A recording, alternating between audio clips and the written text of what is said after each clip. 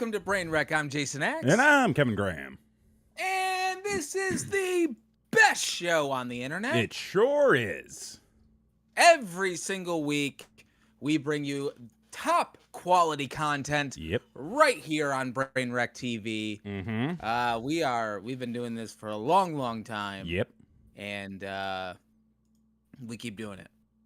We sure do. Still figuring it out. However many years later. Hey, Patrick Fenton. How's it going? Fenton. Good evening, sir. It's nice to see you. It was good to see you over the weekend, pal. It's been a good minute. to know you got home safe and sound. Yeah. You know? Yeah. Why am I not hearing things properly? I mean, everything is unbalanced. Oh, wait a minute. Do you have a clogged ear? I do have a clogged ear. You do? Yeah. From traveling? No, before that. Wait, you had a clogged ear while you were here? Yeah. Why didn't you say anything? I didn't want to inconvenience anybody. Dude, you locked me out of my house.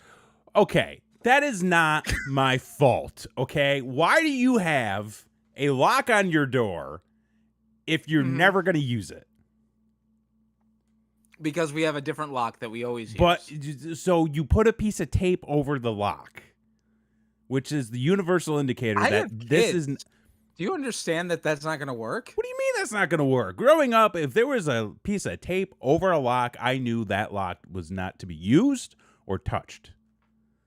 You had a set of rules in your house we didn't have in my house. This was a family rule, sir. Was there a sock on the door, too? Like, don't come in? No. Tie on the old knob? No. I don't know. Gross. I mean, it's your house, man.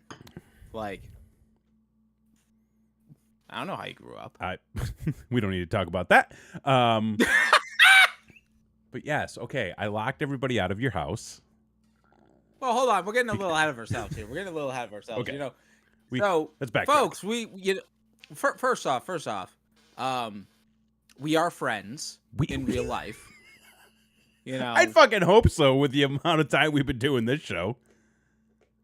We don't just play we don't just play friends on the internet. No, we don't. You know, it's a real life thing.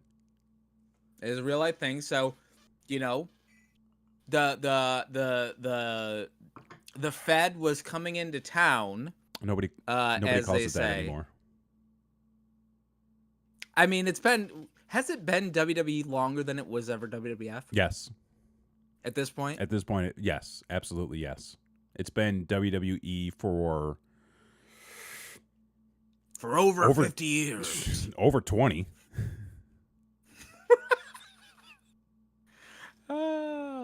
Oh, wait a minute. They didn't have this anymore? Oh, shoot. That's unfortunate. See, we went opening day, rather. We did. Opening morning. Okay. Again, we're still getting ahead of We'll get into all that later. We'll get into all that later. Yes. So continue with your background.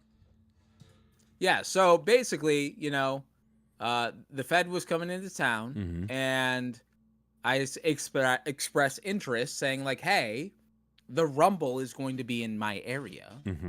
I might be interested in going." Yes. To which I said, "You were like, really?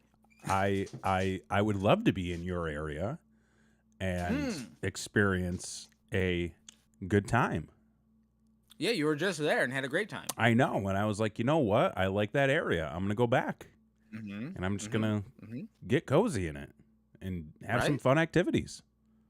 Pleasant company, you know. So, you went ahead and, as we talked about on this show, got the tickets. We got tickets. With much to do about that. Now, when you bought the tickets, yes, you bought them, and it explicitly said there was an obstructed view.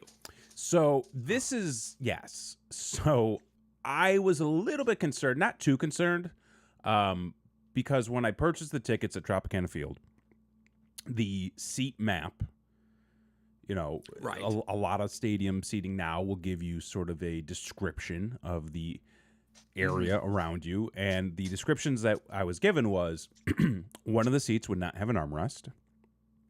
Right. And there would be an obstructed view. And I was like, I don't know what that means, Right. But looking at the map, I was thinking maybe this won't be that bad. Like maybe it's just like there's a little bit of an overhang, so you kind of got to like do that and look Gotta look over up it a a little little bit, bit, or maybe there's just like a graph it a wall little. nearby. Who So knows? I was like, You know. these seem good. These seem like decent seats. Right, and we'll get to what that actually looked like. But you bought those, Yep. and so you were coming into town, and you came into town again for Christmas. So yeah, Blakely K, yeah, Great absolutely, seats.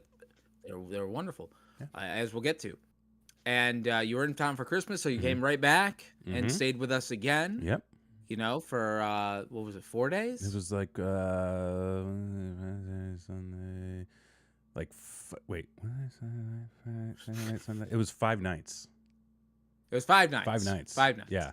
Which it was funny 5 nights, because like when I told everybody in my office, they were like, "Oh, so how was your vacation?" I was like, "Oh, it was really good. We had a great time." They're like, "Where'd you go?" It's like Florida. They're like, "Weren't you just there?" And I was like, "Yeah, and we had a really good time, and we wanted to go back." Okay. Right, exactly. So you came into town, and I had some time off, so I took some time off as well. We really got to spend some time Good together. time. Yes. And it was wonderful. And you locked me out of my house. Okay, so again, not my fault. There were no instructions prior to leaving the house. Okay, hold on. Okay. This is what I don't get, because I wasn't there. Right. Okay. Yeah. When this happened, I was told that this had happened. Yes. I had already left nonchalantly, at this too. point. Yeah. And basically, like, Kevin locked us out of our house. We have to kind of figure out what to do when we get home. And I was like, oh, that's a thing Yes. that I was not expecting to do today. Nor was it something I was expecting us to do that day. You'll have to. I need your side of the story. Okay. Because from my perspective, you are the guest. Yes. In my home. Yes. It is not your responsibility to lock anything. Nor should it be. But yet, you took it upon yourself to lock a thing. So, and I kind of want to. I'll tell the story as it happened. So, you were going to drop off your rental. That's right. We were going to follow you. Blakely had, she was like, "All right, I'm gonna be out in the car." Christy and I had walked out. I was the last one to leave the house, and being a person who enjoys a good locked door, I turned the knob. I turned the lock on the doorknob and I slammed it shut. And as I was walking to the car, Blakely goes something to the effect of, "You didn't lock the door, did you?" And I was like, "I did." And she was like, "Oh boy." Oh no. Not verbatim, but like something to that effect. And I just went, I messed up. Because I had an inkling in my head as it was happening. I was like, I probably shouldn't be doing this, but safety first. And then I closed it. And then she goes, "Well, hopefully the back door is still unlocked." And I was like, "It's not." Because I locked that too. And here's the thing. As a man with kids, I appreciate your focus on safety. Sure. Like, I really do. Yeah, Like, that's wonderful, because like, though, kids can do anything. They can, yeah. And sometimes you have to lock them in. To keep them from doing stupid shit. Yep. He was trying to do the right thing. He was trying to do the right thing. Yep. Which I have found out, me trying to do the right thing is sometimes just me getting in the way. So, like, I'm more apt to just like kind of hang back now. Well, here's the thing with you, and I don't know if you realize this. I'm going to lay some knowledge on you. Okay. You do too much. I do. Like, you don't have to, and you shouldn't. Yeah. Like, when you're playing Fortnite, the best you do is when you do nothing. That's true. That can be applied to, like, the world. So, like, appreciate it. We were able to, we found an open window. Yes. For those. Yes. And I had to, so we were able to open up a window, and I had to lift Blakely through said window. to unlock the thing, but we were able to get We were able to inside. get in, And that yes. worked out well. Which if that Worked out wasn't the very case, well. I will say, as somebody who used to have to break into his own house on a number of occasions, I'm sure we would have been able to get in one way or the other without breaking anything. Okay. I know some tricks of the trade. Yo, credit card. Well, it's funny because when Blakely came over to open up the door, I literally had my Costco card like in hand, about to try to jimmy the lock open, and I was like, "Oh, this is great, fantastic." It all works out. It all worked out. It all worked out. So let's see. Yep, you locked the front. You locked me out of my house. You almost broke my 3D printer. This is like the first half of this trip was just against me. Like everything was against me. Okay, let's talk about this. So yeah, please. Like the first day we're down there, I realized I forgot my medication. And I was like, oh, this is going to be interesting. Okay. Which your kids did not let me forget that. No. Your kids, every chance they got, they called me out on something. And I'm like, it's the apple don't fall far from the tree. The apple don't fall too far from the tree, I should say. The thing is, as someone who constantly fucks with them on everything, I am starting to get it back now myself. Yeah, I see that too. And I'm not enjoying it. Yeah. So like I realize now this is all I've your made fault. A huge mistake. Yes.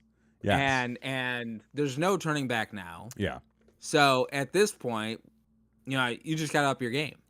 You gotta go back harder. Well, I forgot the medication the first day. So there was that. And then I locked everybody out of your house the second day. And then there was that. And then I was looking at the 3D printer as Blakely was getting some stuff together for it. And she goes, so this is how you do this part. She goes, so push the button. I touched the button and everything shut down. And I'm like, why does this only happen to me? Why is this only me? To be fair, it's mostly electronics that you have an issue with. It is. Like, whether it's the show, a 3D printer, a digital lock. I feel like I have some weird energy power that is just like coming off of me. So like anytime I touch anything, technological, it just shuts down. I feel like I'm cursed. I feel like I'm marked. I mean, it's either that or it's like one of those fucking gimmicks where everything you touch is gold, and then you touch your dick, and then like it doesn't work anymore. Who's touching someone's got a gold dick? Was that not like the plot to like the third Austin Powers? I don't know if you can live your life by Austin Powers though. I mean, I don't try to. I mean, that's good. I mean, don't blame yourself, Blakely. Like, you can't blame yourself. Like, we sage regularly. So, like, you can't. Yeah. Can't always be that. Anyway, so we decided, you came in for the Rumble. And by God, we were going to go watch ourselves a fucking pay-per-view. Yes, we were. Or no. Premium live event, I think they're now called. Oh, okay. Yeah. Okay. I don't know. Premium live event. I don't know if the pay-per-view gimmick is still a thing anymore. Yeah, I don't know how that works. Yeah. I don't know the finances anymore. But I will say it was my first ever premium live event, a pay-per-view. Been a wrestling fan since I was 6 years old. Gone to a few live shows here and there. Did it for a fucking decade. Yeah. Never been to a pay-per-view, ever. So this was my first one. And boy, what'd you think? A lot of heat on the show. A lot of heat. A lot of heat. A lot of heat. A lot of heat. Yeah. A lot of heat on the show. Big time for heat. Yeah. Big. Yeah. This was my third big event. Did the Royal Rumble last year. Did the Mania in 2022. Yeah, I did the 38, Mania 38 in Dallas. I went to. Yep, and Fenton says wrestled on a few iPay-per-views though. That's true. I will say that this one was probably on par with some of the other ones. Probably mainly being like the other Royal Rumble. It just in terms of like the energy level. It was actually very similar to the one last year, I felt, because they swapped the men's and women's Rumble. So like last year, the men's Rumble kicked it off, and then the women's Rumble came later. Then they finished the show with the Universal title match. This year, the women's Rumble came first. Men's Rumble finished the show. Both shows were very equally balanced. And within that balance, it was very unbalanced, I would say. And we can just get right into it if you want.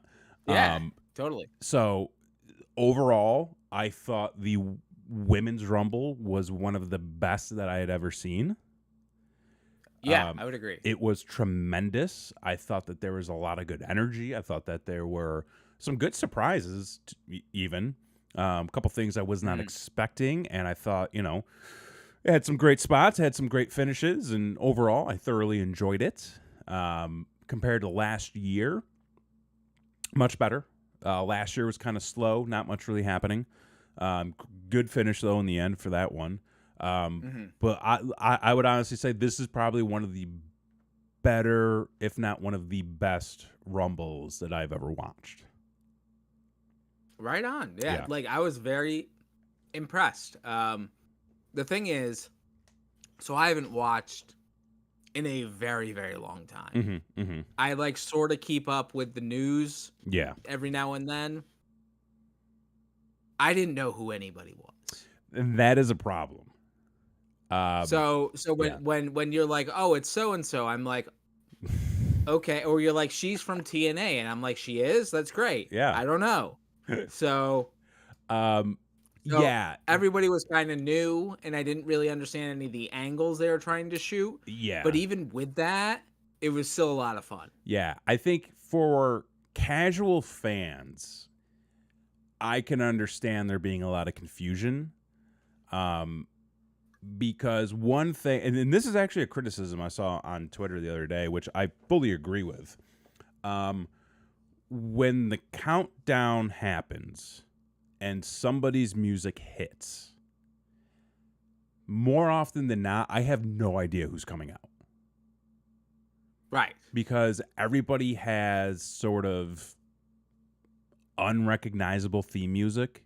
The Tron displays weren't really doing a good job in terms of like immediately showing who somebody is. I would really wish that they would stop just showing like the logos of each wrestler as they were coming out and actually show like a live feed of the entryway. Well, they can't do that for production reasons. What do you mean they can't do that? So if you basically what they're trying to avoid is when they go to that crane shot, getting like the infinity effect on the Tron, because it would be showing the shot, which is filming the shot. So it would be like a continuous loop on the Tron. So they just throw the logo up there for the camera shot. And then once they're in the ring, then they come back to the action. Just have somebody down there with a separate camera. I mean, brother, they paid for that crane. Like, they're going to get their money's worth. Did you see the drone? The drone was like, great. The drone was a nice touch, I will say. That was a really cool feature. But it's just like, for the people in the audience, and like, I get it. Like, it's a it's a TV show. It's shot for TV. It's produced for TV.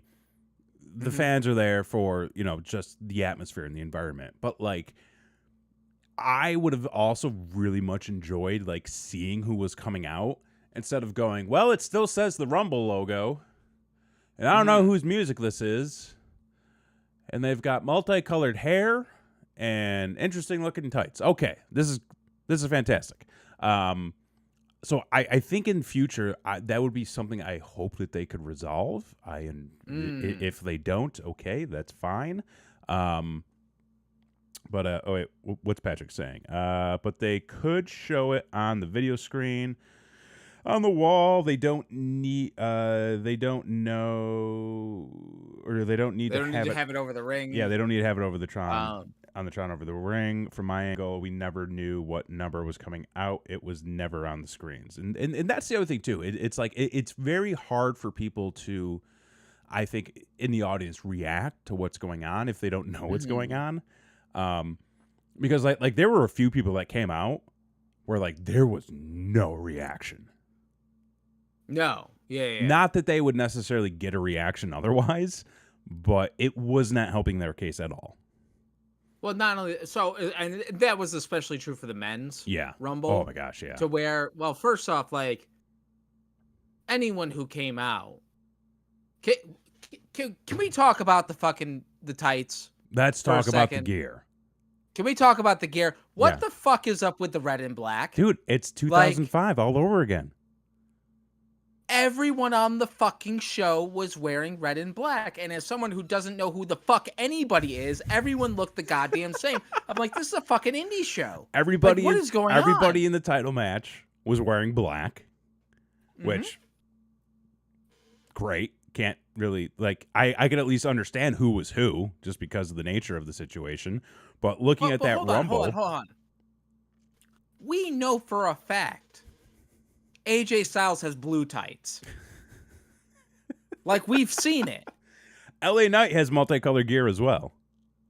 So, like, what the fuck? Yeah. Like, come on, guys. Like, if I was there, I would have walked into, like, the locker room and seen everybody like, oh, fuck, let me change. Holy shit. Yeah. Like, good God, let's stand out a little bit. What the fuck? I don't know why that is still a thing because, like, even before the event, like just like watching wrestling over the past few years, like a little bit more closely even. Patrick, you didn't notice it? It's fucking You jarring. Didn't notice? It's jarring. Everyone is wearing red and black. Dude, go back and watch it again. There was so, like, if not red and black, then black as a primary color. Red and black and white. Red and black, like black the and fucking white. NWO. It's I don't understand because, in my opinion, it's not an interesting look. It's not, as some would say, toyetic. Like look at this. Look at this. Yeah. Give me more of this. Okay? Put more of this on my chest. Give me some multicolors. Give me some greens. Give me some. Okay, one guy in the street popped for your jersey, so I think that was worth it. Oh, yeah. No, it was well worth the $5 I paid at the thrift store. Well worth it. Dude, the fact that you got that jersey for $5, come on. Yeah. Although, I did get reduce the cycle. I also did get a red and black AJ Styles shirt at the thrift store this weekend. Yes, you did. Yes, you did. So it fit with the event. Save money out of one pocket. Even in those matches, like on Raw or SmackDown, where like guys are wearing the same color, like it is like you look like you're in a tag team. Like there's no reason why you both should be wearing purple right now. There is no reason why you should both be wearing blue. Like change it up, be interesting, look different, be unique. It's the year of weird. Come on. It's the year of weird. Come on, y'all. 2024. Oh, Chrissy says don't do that. But I'm just showing off my shirt. It's a soft shirt. It's a soft. Well, it's actually kind of scratchy, you know. So like I kind of. I thought you bought it because it was. Oh, I know that was a Randy. That was the Randy Orton shirt. That Randy Orton shirt is comfortable as hell, sir. Let me tell you that. Super soft, super cozy. But yeah, the men's Rumble. Let's talk about this a little bit. Okay. Ups and downs for me. Okay. I will say it was not as good as it could have been. Not as good as it could have been. I don't want to like dump on it completely because I feel like that could be unnecessary. But I wasn't necessarily wowed by everything that was going on. I enjoyed it, but it was up until the finish. And say what you will about the finish. For me, I like my finish better. Huh? I like my finish better. We almost had it. I know. We almost had the double elimination, which would have been great. Up until the finish, it was nice to be there. Yeah. You know what I mean? Like watching it, I'm like, this could be better, but you know what? I'm having a good time, and it's nice to be here, and this is fun. So like, I like for me, it was more about the experience when that match was going on, and I was having a good experience. The quality of the show wasn't that great, but it is what it is. I do believe that they were trying to keep it a little bit more tame during most of the match, just so that everything could really pop off for the end, which I was into it. I enjoyed it. Sure. You know, I thought the last 5 to 10 minutes of it was really good. Beyond that, though, I think that they could have had some better spots.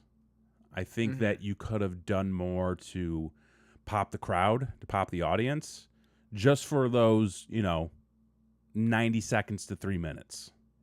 Well, the thing is, the crowd needed it. The crowd needed it desperately. Because if we're looking at the show on the whole, yes, if you will, opening match, Women's Rumble, great. Bayley, who's technically a heel, I guess, goes over, even though she was cheered the entire time. She's gonna flip. She's gonna flip, right? She's gonna flip. So then you've got heel going over. Then you got the 4-way for the title, which was a good match, but like when you really look back on it, like Roman kicked out of everyone's finisher and then punched a guy and then won. Yeah. So like, what the fuck? Yeah. So like that was heat. Yeah. And then you've got the Logan Paul thing with Kevin Owens, and that finish was a fuck finish. So more heat. More heat. And then Fenton, I don't give a fuck about his injury. The man was gassed. He was out of shape. Well, all right? Let's get to that in a moment. Okay. Yeah. Finish your critique. So my thing is like, so we sat through on a 4-match card. We sat through 3 matches of heat. Yeah. And then got a boring ass men's rumble until the finish. You could have done something. Yeah. Like, bring out Max Mini. I don't care what you do. Like, dude, pop crowd. If Max Mini came out for that rumble, I would have lost my shit. Would have been the greatest. You would have seen a man. You would have seen a man in his mid-30s looking like he was 6 years old again. It would have. I would have gone insane. I would have picked him to win. Is he still alive? I don't know. We should look that up. Yeah, Fenton, can you just do a little Google on that? But yeah, like, so 3 matches of heat. Yeah. Then everyone wearing red and black. I couldn't tell who anybody was. Yeah. Yes, he's and the thing alive. Was, oh, that's great. Yeah. You should have been in. The women's rumble was so good because they really planned out cool eliminations, cool spots to do with each other once they got in. Granted, sometimes there were some fuck ups, but like, it's live TV. What are you gonna do? The men's was basically like, we're just gonna call it in the ring. Yes. And nobody knew how to do that properly. Yeah. That's what it looked like. Yeah. And then my favorite part of the men's rumble wasn't even fucking supposed to happen. Which was having Braun Breaker come out. And my favorite thing was that everybody was doing the Arsenio Hall when he was doing stuff. So like I was here for that. But he wasn't even gonna be in the fucking thing until a day and a half before when some shit hit the airs. That is the that is the internet rumor. That spot was originally for Brock Lesnar, which I thought was odd because I was like, I don't know why that would have been, but apparently, again, internet rumor, they wanted to pair Lesnar off with Gunther at Mania. So yeah, but I would have fucking popped huge. And the thing is too, like in the arena, we didn't see Braun get eliminated. No, yeah. Like, we didn't see it. Like, he just started walking to the back, and we're like, what happened there? Yeah, yeah. But I love the idea of that Dominic would have had the Maven spot Yes. of eliminating Brock. Like that I Would would have have been. loved. Oh. With as much heat as Dominic gets, I don't know if he would have been cheered or booed. But I It feel wouldn't like have mattered. I feel like It the would have place been would have awesome. erupted. Oh, totally. Yeah, I feel like the place would have gone If they nuts. saw it. If they saw Because it. we didn't see the other We one. didn't see it. Like it was. So- I think they would have made that a bigger moment had Lesnar actually been in the match, but because it was Braun and they're kind of in the process of calling him up, they were just like, just kind of have it happen as JD is coming out, and then Braun's going to spear JD to get his heat back. Yeah. So besides that, the other highlight of the show was probably R-Truth. R-Truth, right? Give him all of the money. All the money. All the money. He deserves his flowers. He deserves that Hall of Fame spot. That man is an absolute legend. Oh, he's getting in the Hall of Fame. That man is a former NWA heavyweight champion, tag team champion, 24/7 champion, just top merch seller in 2024. Listen, if you worked for the WWF when they had a restaurant in New York and you're still working there, you're going in the Hall of Fame. You're going in the Hall of Fame. Fair. It's gonna happen. Fair. Yeah. Yeah. Is there anybody who is like, that would be an interesting thing to look up. Is like, who is still there that was truly there during the WWF New York days. Open. Oh my gosh. Yeah. But no, R-Truth was fantastic. Him coming out during the Women's Rumble and just doing the confused gimmick was hilarious. The way they shot that too was great. Oh, it was great. Yeah. Great cinematography. Fuck Kevin Dunn. That shit was amazing. Kevin Dunn would have been showing 15 different angles in under 2 seconds. Yeah, and it would have ruined the entire thing. Would have ruined the entire thing. Like that's some planning, that's some cinematography, that's some good shit right there. Yeah, yeah. But yeah, R-Truth was great. Yeah, I think with the pacing of both title matches, the Universal and the US title, the men's Rumble was definitely lacking some surprises. I think that it was a situation where, you know, and like a lot of people say this, of like, oh, they had so-and-so come out when that could have been a spot to go to a younger guy. Okay, understandable, but let's be real. Those younger guys that are going to be coming out, they're going to be in the ring for 2 minutes, and you're not going to see them half the time anyways. So it is what it is. But like throw in some like, you know, some gimmick guys, some Hall of Famers, you know, just some Max Minis, just some Max, and get all the minis, all the mini wrestlers, and just throw them in there and just have it be a smorgasbord of just stuff. And I think they missed the ball on that, because you also, like, I don't think something like that would have ever taken away from the finish as well, because again, like I know the big story around the Rumble was really going to come down to Cody and Punk, which you can do all of that within the first 15 people. And then you slow it down after that, and then you build it up right around the 25th entrant. Like, I think that would have been fine. I think that would have gotten people going, but it was very much them relying on, in my opinion, people knowing who was coming out and just having the hype around them, like the hype around Jay and Jimmy Uso, and then just like all these other fan favorites coming out. And then you get somebody like Karrion Kross, where everybody's just like, I don't know who this is, even though he's on TV every week. It's another red and black guy. It's another red and black attire guy. You know, you had a lot. It's kind of like the T-shirt wrestler. Like, oh fuck, it's another T-shirt wrestler. It's another T-shirt wrestler wearing the WWE T-shirt. You know, and then so for me too, it was also nice to see like a lot of the NXT guys participating in it, but also again for like the casual fans, not everybody knows who they are. And not everybody knows like what's going on with them and why they would matter in a way. So again, like they needed to do a little bit more excitement, a little bit more jazz, and just kind of really, you know, put a little bit of shine on that. And I think that's where they really missed the ball, Because you could have done all the same spots. You could have done mostly all the same people, the same timing, the same pacing. But if you throw in like a Booker T, you know, or a Dudley Boy, or, you know, I don't know, a Hurricane Helms. That would have been fine. Christ, get Petey Williams to run out. I had a prediction that the X-Pac. You thought X-Pac was going to run in, which I thought would have been the man's gotten himself in shape. Yeah. You know? Which I see, and I feel like that would have been the best time to test the waters. See how people react, Totally. See how he does. And I mean, hell, again, he can be in there for 3 minutes.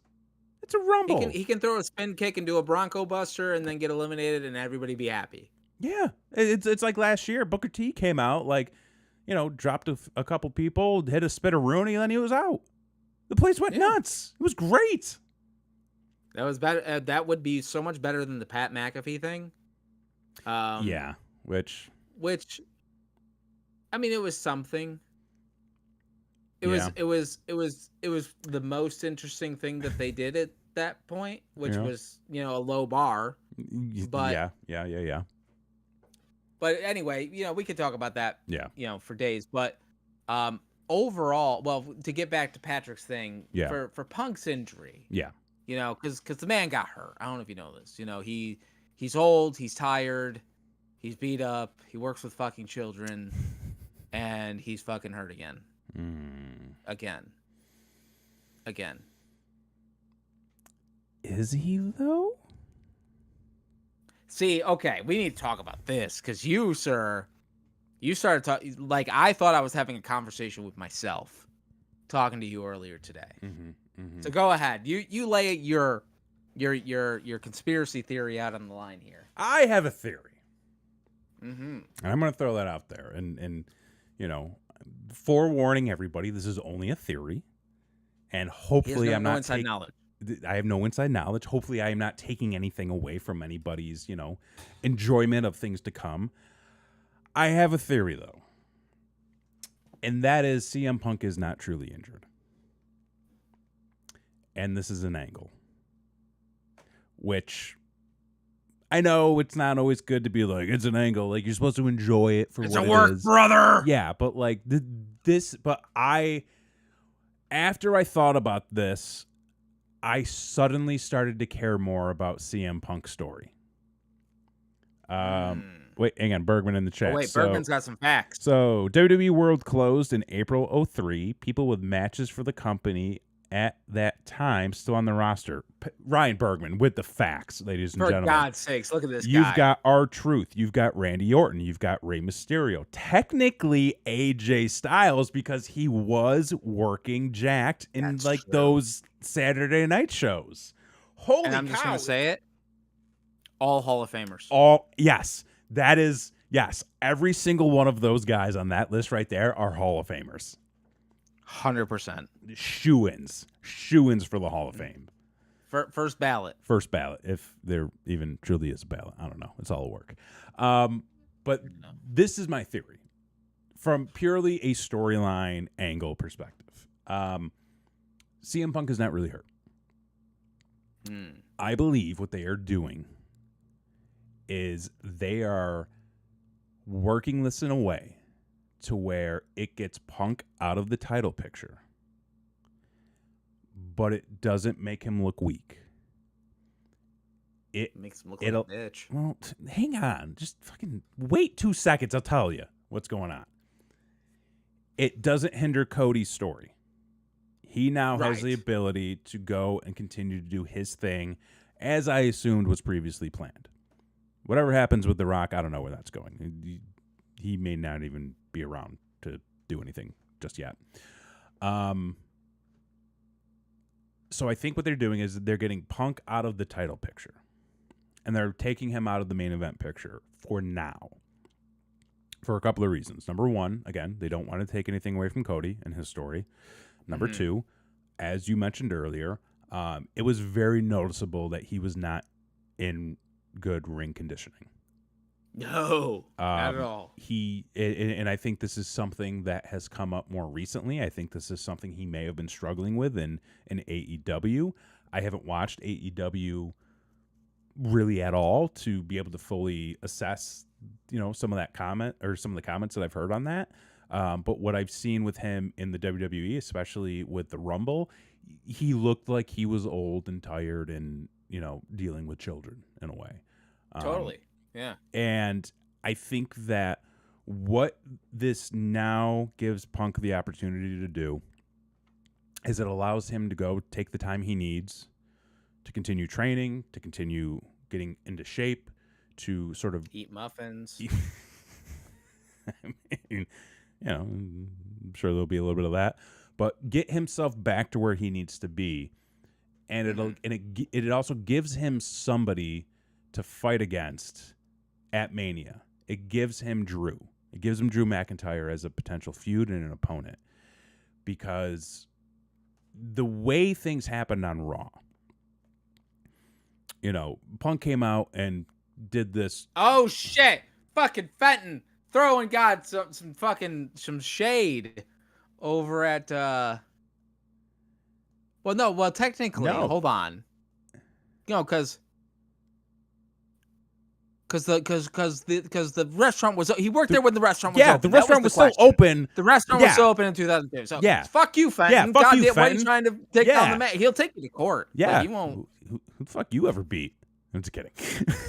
So I think what they're doing is, even Blakely says that he looked tired as fuck. Yeah, no, I mean that's what we look like after dealing with the kids. For fuck's sake, So I think so take a look at Raw. Take a look at Raw. He comes out. He does this tremendous segment where he tells a story about how he's somebody that is willing to jump into a situation that makes him scared, but challenges him because he wants to improve. He wants to do better. And he talked about his friend, who was going through cancer and, always had, an upbeat, mindset. And Punk was talking about, wanting to improve and wanting to get better. And then Drew comes out. And then Drew, Hater of the Year award winner, basically says, I prayed for this to happen. And it happened. I'm just like, well done. Sign me up. And then they have a little schmaz, and then Drew stomps on his arm. Where I think they gave it away. If you have a torn bicep, are you going to get into a fight with somebody and start throwing elbows at them with a torn bicep? Specifically with the arm that has a torn bicep. I mean, it depends on how many Percocet you've taken, but he's drug-free, brother. Who's working who? Come on. Listen. So that was the first thing that made me kind of go, that's interesting. And then Drew's over there stomping on it, which again, he's a worker. He knows how to throw a work stomp. But again, now Punk has the opportunity to take some time away, recuperate, get in better shape, knock out some of that ring rust. And he has the chance to come back out just before Mania and say, injury be damned. I'm not going to allow this to stand. I want my retribution. I want my revenge. I want your ass at WrestleMania. The place is going to erupt. He does not need a title match. He does not need the main event spot to succeed in this journey right now. It is not time for him to do that. So I think they're really trying to push it so where he's going to be the guy who makes the fighting comeback and takes the challenge against Drew at Mania, and then does what he does throughout the rest of the year. He wins the Rumble next year and then goes on to main event. So what does Seth do? I don't know. Get fucked. The other thought I had was you have Drew go after Seth at Mania, but then Punk interjects himself into the match. Gets a three-way. And then it's a three-way. And then, if Seth is really hurt, it gets the title off him. It gives him the chance to go home and recover. It gives Drew another opportunity to have that main event moment. And then it gives Punk his opportunity to main event a WrestleMania. who actually wins and who actually comes out on top, I can't honestly say for sure because it could really go either way. But I think that opportunity is there. I think that they will really have it be Punk and Roman at Mania. I think you then maybe get Roman and Rock at SummerSlam. SummerSlam. Really? I think that could be where they push it. Because outside of just being the moment, I don't know that Rock versus Roman for a title at Mania makes sense. I agree. And I totally agree. I think it's... I don't think Roman needs the title to still be, quote-unquote, the head of the table. Because I think that is something that relates more to his own inner circle and not necessarily like the wider WWE universe. So when you have him lose and he goes on this campaign of how he's still the best, he's still the top dog, he's still the head of the table, he's running his mouth week after week, he's beating people down, that's when you bring out The Rock and you go, okay, let's really see who's the head of the table. Because also, like, I don't know if you know this, but The Rock's a busy guy. Like, he's got things to do. He's got things to do. He's got a board. He's got to keep a close watch on now. So I don't even see him, like, unless he manages to do it in the next couple of months, I don't see him being ring ready. Well, you make a great point because, like, at the end of the day, like, if you're thinking about it from like a business sense, which I know everybody is, because like it's goddamn business, right? WrestleMania is a draw. WrestleMania is the draw. Already. WrestleMania has always been the draw. Yeah. It doesn't matter if if it's fucking Hulk and Andre or if it's fucking Booker T and Trips. WrestleMania is the draw. That wasn't a good match, brother.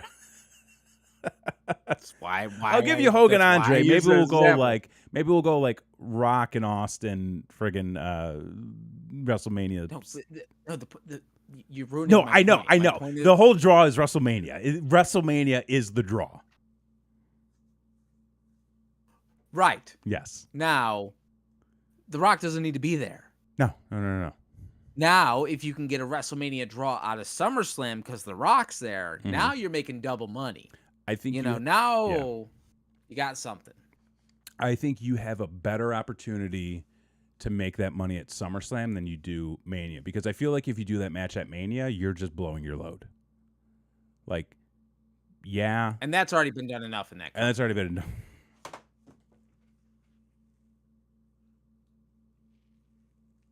Too much. Cut that.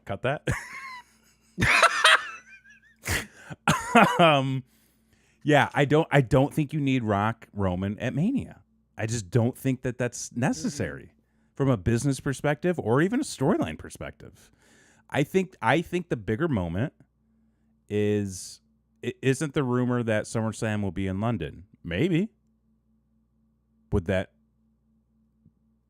Yeah. So yeah, it could be. I guess they're doing a lot of events now overseas. I think. Then I would say Seth and Gunther would be in London a better main event than at Mania. He's European, right? I don't sure. And I think if you wait, it might, you got to give Seth something. I don't know that him versus Gunther at Mania is the right play. I think it's definitely time for Gunther to level up, for sure. I think he does that with Cody. Ooh. Because you could do like a whole Rocky IV thing. You could do a whole Rocky IV thing. Well, you should totally do a Rocky IV. Okay, well, we can just do Rocky IV. We'll just do Rocky IV. But I think when you go back to last year's Rumble, the moment of Cody and Gunther, and then after the match, Cody praising Gunther for his performance and stating this will not be the last time that the two of them face off, essentially. I think you get Cody winning. You continue to build up Gunther. Because also, like, what are you going to do? Like another title versus title match at Mania where it's IC title versus world title? I don't know if that's really going to be the play. I mean, that'd be great. I think I would like that. I think this is what I think for Gunther. Okay, it's my armrest. I can't stop playing. It's. Oh, okay. Did you forget your medicine? What are you doing? Yeah. I got Grandpa's medicine right here. I think you build Mania for Gunther and Imperium against the New Day. Because Imperium and the New Day are currently feuding. Gunther is kind of just like there, realistically. I think it's the time to bring back Biggie. I mean, if he's ready. If he's ready. If he's ready, then I think that is the play. I think that Gunther levels up later this year. That is my guess. Can I just say, as the guy who doesn't watch anything, how disappointing was it to see Kofi just get thrown over the top rope? Like, I understand, like, his shit doesn't work, like, more than 50% of the time. Like, he's probably 60-40. Yeah, he's probably 60-40. But, like, I wanted to see it. I was there. I was live. Like, dude, I wanted to see it. I was there for the one last year, and it was like crash and burn. It was... I'm glad that they put him in there. I like Botchamania. Yeah, but like I'm glad that they put him in there because I think he's one of those guys who's been in it every year since he's been with the company. So it's kind of giving him that, that record, if you will. Right. But it's, I don't know, man. The last few years he's tried to do some like wild stuff. It just has not worked out. And like, what's he going to do? Handstand, walk across, floor again. The thing is, pogo stick on the chair. The problem is people think they need to top themselves. Right. And that's not true. That's not true. You don't need to do that. I would have been happy if he had come out and done the handstand or done the pancakes or done the flip over onto somebody else's shoulder, like anything. That fucking and that didn't really work out for her. But it would have been something in that fucking boring ass fucking Rumble to look at. We didn't even get that. Yeah. It was just like, these people aren't even fucking planning eliminations. Yeah. They're just kind of getting thrown out while the next guy's coming in. Like, it was a mess. Yeah, could have been a lot better. I will say, overall, because I know we're getting low on time here. If I had watched that show, if we were doing like old school where like we were going over to your apartment, me and Bergman were there. We had the crock pot full of meatballs and barbecue sauce and bacon. And, we were doing all sorts of shenanigans. Like, it would have been awful. Like, it would have been a terrible, terrible show. But it would have been a great bonding experience. Oh, no, like the time. No, well, not to be confused with the times. Yeah. Like, the times would have been fine. The show would have been awful. Yeah. But being there live, I will say, was fun. Yes. It was very fun. Yes. It was more fun, honestly, than I expected to have. Yes. And that was the thing, I was able to take more of that in last year when I went to the Rumble than I think I was when I went to Mania, oddly enough. Mania was too big for that first time. And I think we were too far back. I think we kind of had Blakely got hit in the head with a mop handle. Okay, hold on. Not to cut you off real quick. Yeah. Blakely K had a time, okay? Yeah. And she was a trooper because she didn't let anybody know that she was sick as fuck. Yeah. The entire time we were there. And she went to the bathroom and the fucking janitor hit her in the head with a mop. Like full on blasted her in the head. So she had a headache and that was before the show started. So like she had a headache the whole show. Yeah. And the fucking the horn was going off. Yeah. And all the shit. So like she still said she had fun. Yes. But like when I was like, oh, it was a great time, she's like, I can't say that for said reasons, but I had fun. That's good at least. Yeah. And I think the other thing too is again, I think Christy definitely got more into it. And Christy, if you're listening, I could be wrong here. We got her to count down. She was counting down. Yeah. She was making calls. She was making predictions. And she had some pretty good takes. She She got me last year Mm. at the Rumble. I will say when there was the surprise Nia Jax appearance, Christy called that, and I was like, nope, that's not going to happen. And then 10 seconds later, it happened, and I went, well, shit. Well, I don't know anything. And she made some predictions this year, and I was like, you know what? That's not a terrible prediction. That's actually a pretty good thought. Unfortunately, it didn't work out for her, but I think that she still enjoyed it, which was nice to see. And yeah, I think that watching it at home probably wouldn't have been a great show. Seeing it in the live crowd was a great experience. The one we went to last year, again, having that energy, going to a WWE show, especially like a pay-per-view premium live event, whatever the fuck you want to call them now, they come off a lot different when you're actually in the arena. Because I've seen a lot of shows where you're watching it on the couch and it just seems dead. Like, it just seems like there's no energy. But when you're actually in the room, there is this, like, flow that is constantly, going around. Like, even if it's, like, maybe a slower match or, like, not that great of a match, there's still something there that is kind of, like, keeping you up. And I think that is really cool to experience. It's going to be interesting to see how it is for Mania this year, because I'll be going to that as well. So I'm interested to see how it compares to the one I went to 2 years ago. But yeah, I mean, great times all around. Would definitely do it again. Yeah, I would do it again. This is one of those things where I wish like they would just pick a destination. Like I wish like the Rumble every year was in Tampa. Oh, and okay. like WrestleMania was every year in one city. Sure. So that you could plan. Yeah. To kind of more in advance, because like I would love to, whatever one's next coming into town. Mm-hmm.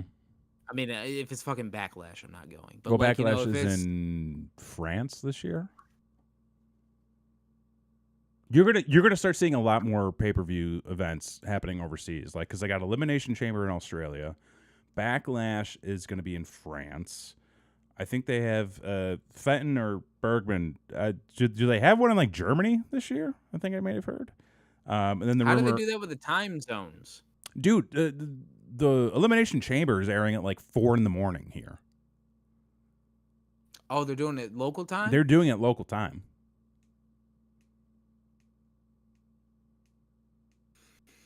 Yeah, they're doing it local time.